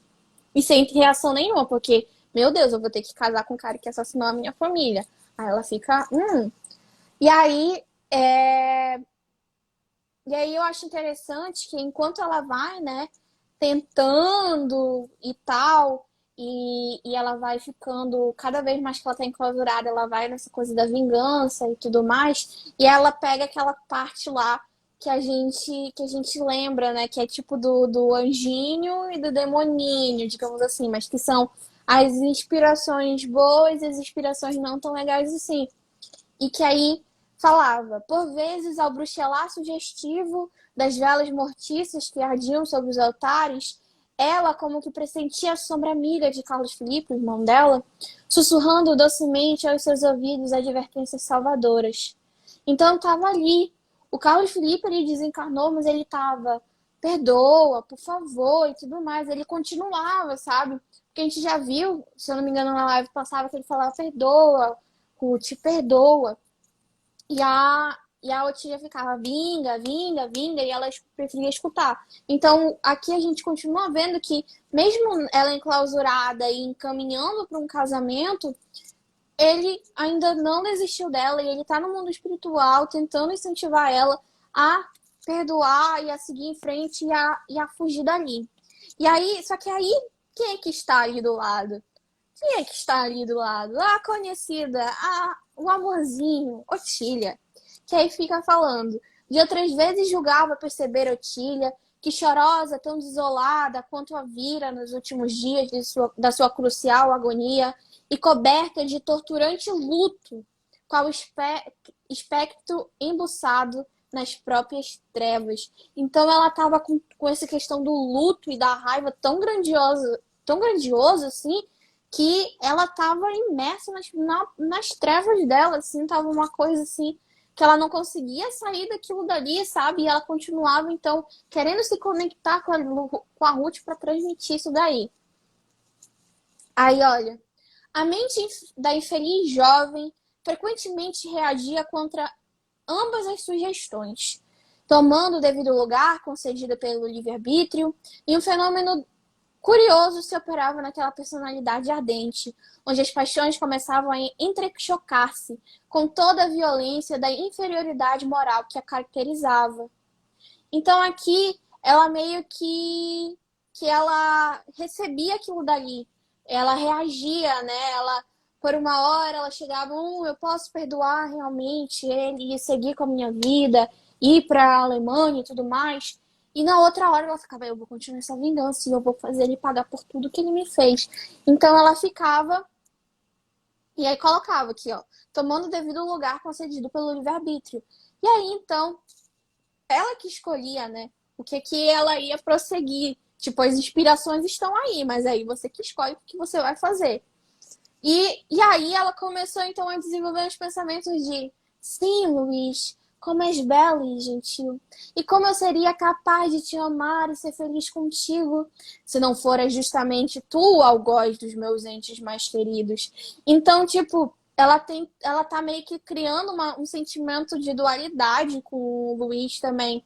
Porque ela tá meio que ela percebe que ele é gentil, ele é bonito e ela poderia realmente ter alguma coisa com ele e tal, ela poderia ser recíproco, mas o que ele fez para ela não tem condições e não vai rolar mesmo, assim. E aí, então, para ela tirar toda essa coisa desse pensamento de ai, ele é lindo, ele é gentil e tudo mais que ela de vez em quando colocava, né? Esses sentimentos mais amorosos com relação ao Luiz, ela meio que evocava a Otília. E aí, Otília, vem a mim, querida amiga. Ajuda-me a desgraçá-lo quanto antes. Livra-me de cometer o sacrilégio de vir a amar o próprio assassino dos meus entes queridos. E aí ela começa a se perguntar, então, a como que ela poderia assassinar o Luiz. Então ela meio que evoca a Otília e tem um pouco dessa questão, ela tá ali, e a Otília que já tá totalmente inspirada e tá do lado da Ruth, então ela só precisava que a Ruth abrisse a porta para ela, que ela ia aparecer ali. E aí, então, a Otília já começa a emanar, né, os pensamentos de, então, como é que a gente pode, então, elaborar esse plano de assassinato? E aí, então, a gente entra no capítulo 2 e terminou o capítulo 1. E aí, então, no capítulo 2 ela continua enclausurada. E aí ela tá 6 dias presa lá no convento. E no dia dos finados, Naborn não conseguia ainda a dispensa da Otília. E ele estava meio que desorientado, todo dia ele implorava para Catarina.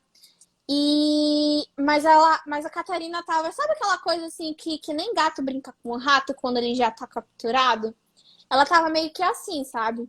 Tipo, o Naborn já tava meio que abatido, mas ela tava, tipo, brincando com ele. Ah, não, mas eu não tenho como. Olha aí o que vocês fizeram, sabe? Acho que o Gustavo, 90 minutos depois chegamos na metade da live. Não, o segundo capítulo é 1000 vezes menor do que o primeiro, porque o primeiro, ele é muito grande. E aí, ele ficava, então ela ficava meio que brincando, ela tem essa crueldade, sabe, de brincar e ele não aceita. Só que ela diz assim, olha, eu não vou liberar o Tilly agora, mas não se preocupa, porque eu já consegui te libertar do noviçado e já consegui a licença para você se casar com a Tina. Então, relaxa aí, deixa ela lá fazer lá os negócios de retirar os pecados dela. Que quando ela retirar os pecados dela, ela já vai estar pura para você se casar. Vai ser maravilhoso. Vocês vão daqui a pouco vão estar juntos. Então, relaxa, menino. Só que ele tá agoniado, eu preciso ver a Otília. E aí ele vai de novo e ele encontra a Otília toda vestida de preto, como se ela estivesse rezando por aqueles que morreram em pecado, que era, na verdade, mais um esquema teatral da Catarina. Falou, não, se veste, vai lá e finge que ele vai te encontrar naquela situação e vocês vão lá conversar, né? E aí ele fala... E aí ele, tipo, revoltado que ela tá ali naquela situação pra pagar pelos pecados dela e não sei o quê. E aí a Camila, ela colocou um negócio aqui, só que eu vou ler primeiro essa parte, assim. Que eu e o Naborn, ele fala isso aqui.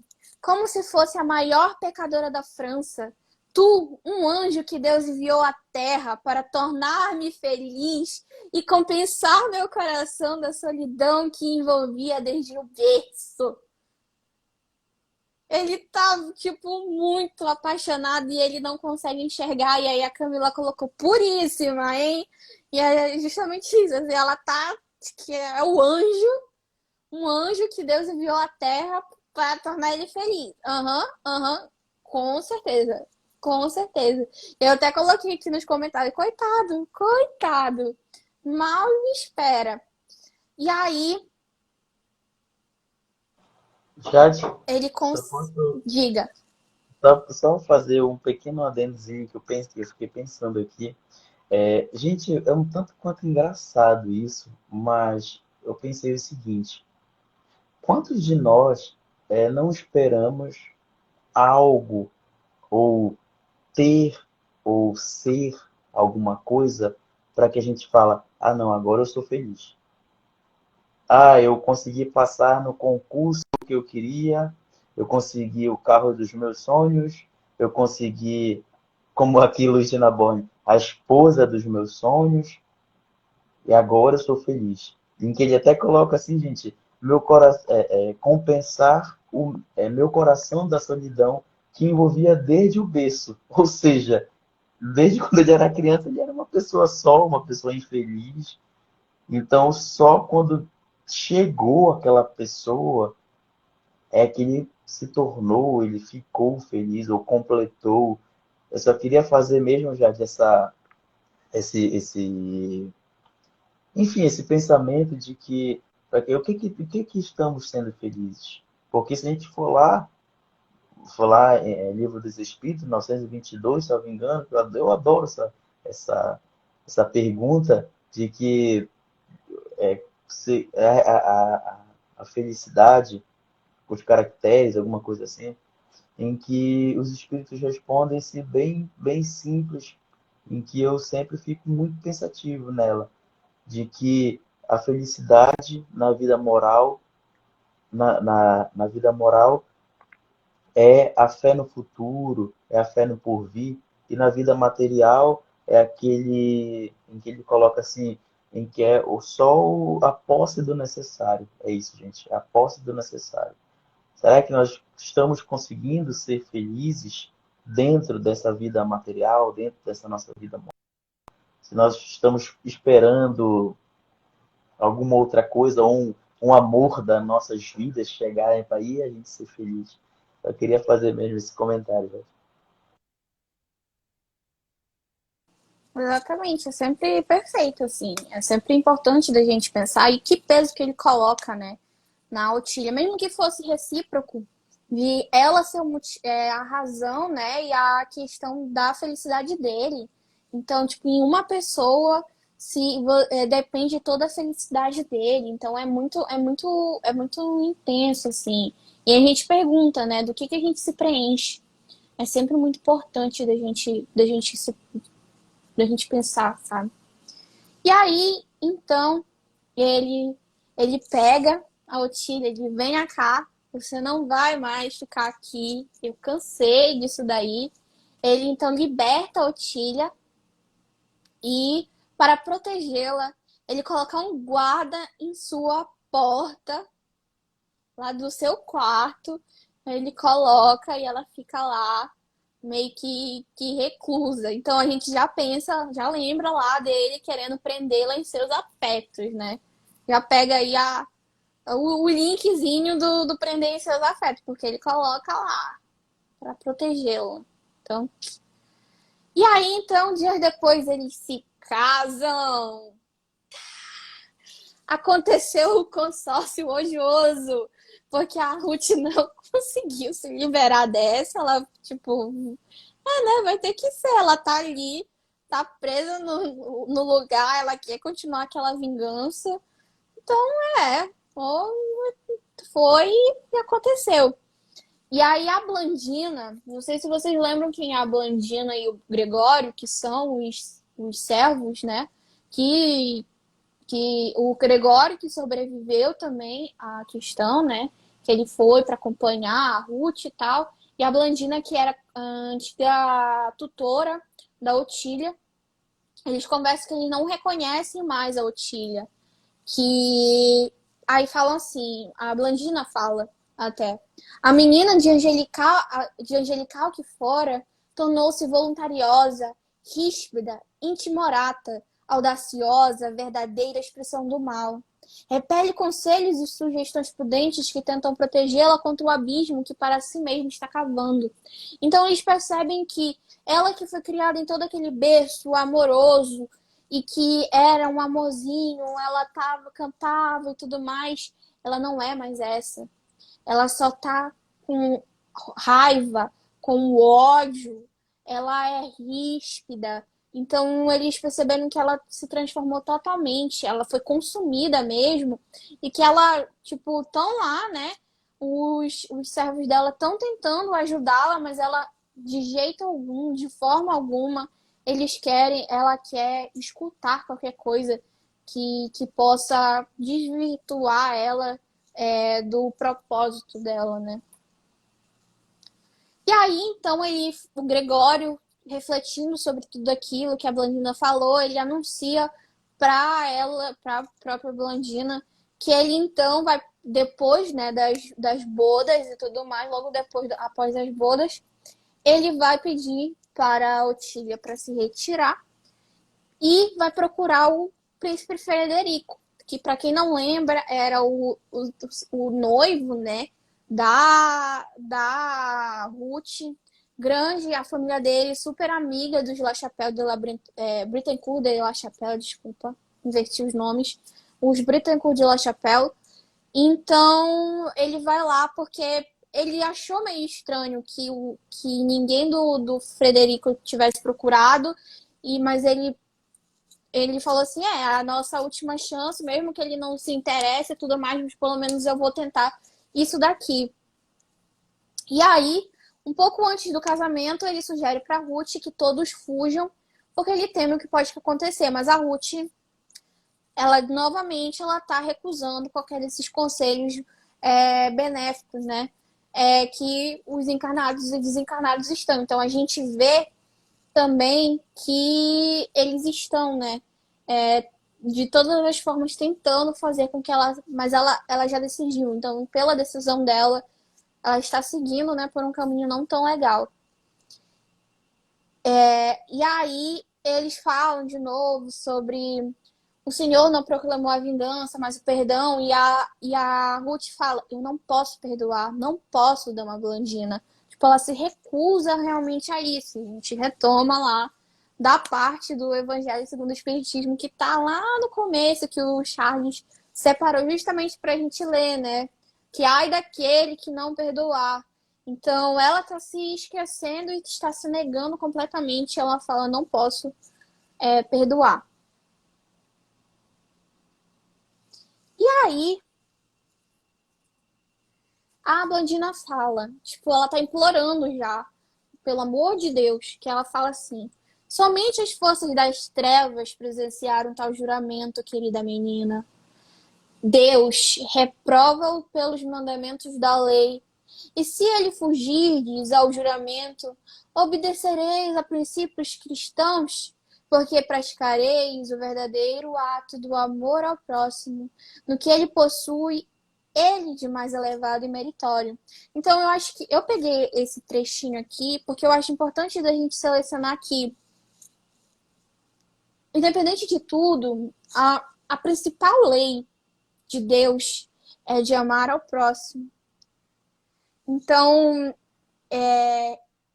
sempre que. Porque a própria Ruth, a gente já falou aqui sobre aquela coisa do olho por olho, dente por dente. Quem perdeu, assistam as lives anteriores. Mas aqui, mesmo que fosse daquela interpretação, se é anulada porque a lei maior é a lei do amor. Então, assim, ela coloca, ela fala, porque eu fiz aquele juramento em cima da Bíblia com a Otília. Não importa se aquilo está sendo totalmente contrário à lei do amor, porque Deus reprova aquilo dali é um sacrilégio, então aquele juramento não vale a pena. Nem tudo que você vai colocar pela Bíblia, por Jesus, vai se valer a pena, porque não vai de acordo com a lei. A lei que é universal, que é um imutável, que é a do amor. As leis de Deus não mudam. Então, eu acho bem legal essa parte da Blandina justamente por causa disso, assim. Porque ela coloca, assim, a coisa principal ali, você não está seguindo. Você está seguindo todo o dogma, todos os ritos, mas aquilo dali, que é a essência, não se está. Então, por conta disso, aquela ação ali não vale. Não vai de acordo com o que Deus está dizendo. Você não está, então, está honrando a palavra de Deus, porque você não vai cumprir um juramento que foi na Bíblia. Um juramento que promete o assassínio, uma vingança contra uma pessoa.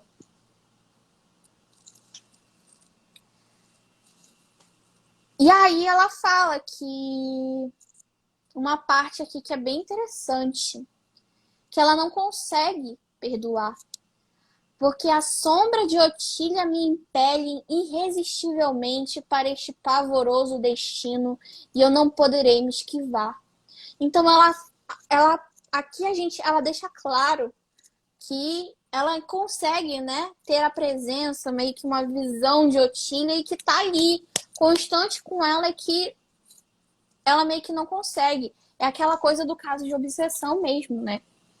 Que ela não consegue se desvincular de maneira alguma. E aí depois ela fala: terei de prosseguir nesta aventura sinistra até a completa destruição de Naborne. Otília manda-me torturá-lo por amor, tal como a morte de Carlos. Então, olha que contraditório, né? Primeiro que, assim, ela fala que ela não consegue se esquivar, mas a gente lembra do livre-arbítrio, então, tipo, ela tem oportunidade, mas é porque ela não quer. Mas ela meio que coloca, assim como nós, né? A gente coloca meio que uma certa culpa no nosso obsessor. Eu tenho um obsessor. Isso aqui é por causa de obsessor. E, na verdade, não é porque a gente escolheu. A gente se sintonizou com ele e a gente escolheu. E, então, ela tá nesse nível, assim, de que ela não pode se esquivar disso. E aí, Otília manda-me torturá-lo por amor. E a gente discute de novo essa questão de prisão, de amor, tortura por amor. Realmente é isso, gente? A gente realmente pode torturar por amor alguém? É bem ambíguo e a gente percebe o quanto ela tá distante, assim, da realidade. Às vésperas das suas bodas com ele, até que hoje tortura seu coração. Tá, entendendo? Confesso que, por vezes, chego a lamentar que fosse precisamente ele, Luiz, o algoz da minha família. Pois eu, vergonhoso será dizê-lo de bom grado, o teria amado. Então aqui, os pensamentos dela, ela consegue já meio que externalizar, que teve momentos que ela pensou realmente isso, que ela poderia amá-lo, mas o que ele fez, ela não conseguiria, assim.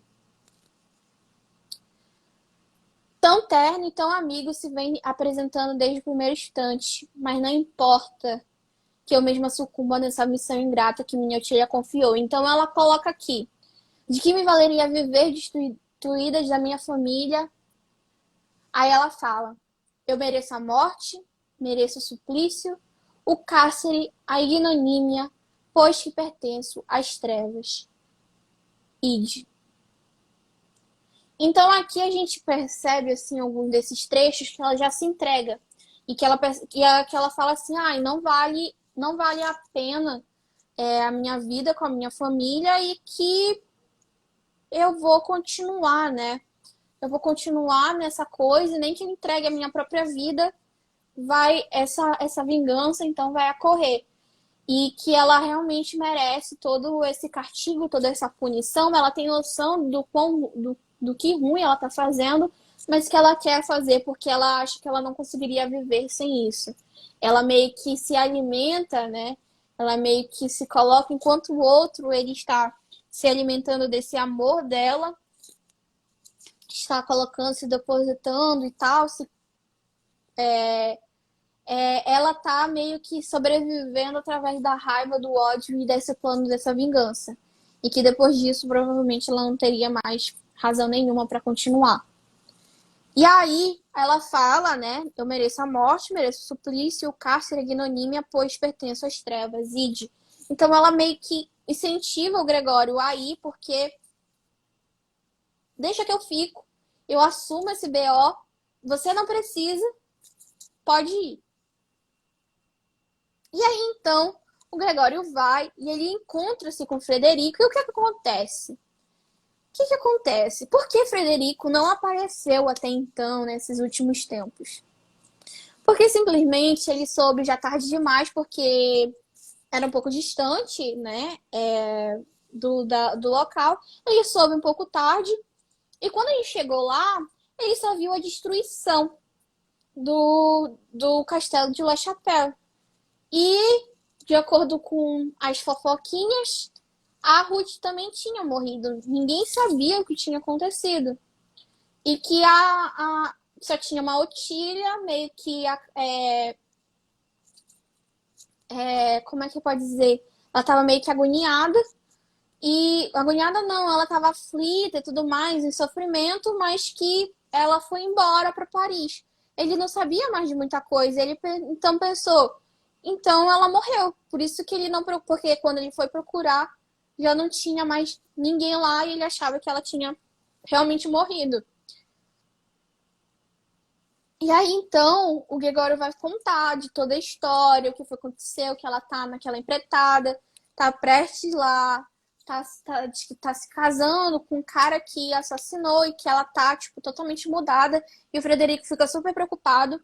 E ele decide, então, que ele vai meio que viajar de forma incógnita, assim. Ele vai colocar uma roupinha de burguês, não vai se apresentar como um príncipe, porque ele é um príncipe lá da Alemanha, da Germânia, sei lá, da Bavária, todas as regiões lá. E ele vai, então, atrás, né, da Otília e tentar salvá-la desse plano horrível e dessa situação terrível. E aí, então, o capítulo vai terminar. Ah, a Camila tá lembrando. Também sepultaram o corpo da Otília como Ruth. Então, ela realmente foi dada como morta. Pois é, então tem um pouquinho... Se liguem aí que tem um pouquinho também disso, assim. Então, teve toda uma troca e ele não tinha informação absoluta. E aí, então, enquanto o príncipe Federico está indo para Paris, o livro termina retornando, né, para Luiz e Ruth, o Luiz todo pimpão, casado com a sua Otília maravilhosa. E a Otília, tipo, o que eu fiz da minha vida? E foi isso, gente. Encerramos o capítulo 2. E eu estou ansiosíssima para... Porque eu acho que foi os últimos capítulos que eu li desse livro são os próximos, que eu vou abordar na próxima. E, gente, mal posso esperar para ver a carinha de vocês e conversar com vocês sobre isso. E aí, Vini, o que que tu tens a dizer? O que que tu esperas de tudo isso? E... Ai, meu Deus. Ai, meu Deus.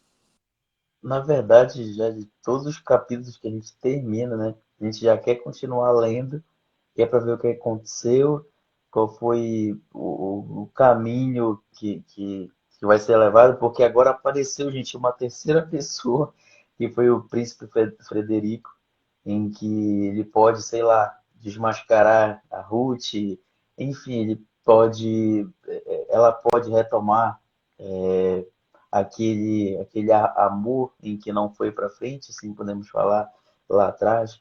Enfim, pode acontecer muita coisa, então é muito legal a gente ir lendo juntos.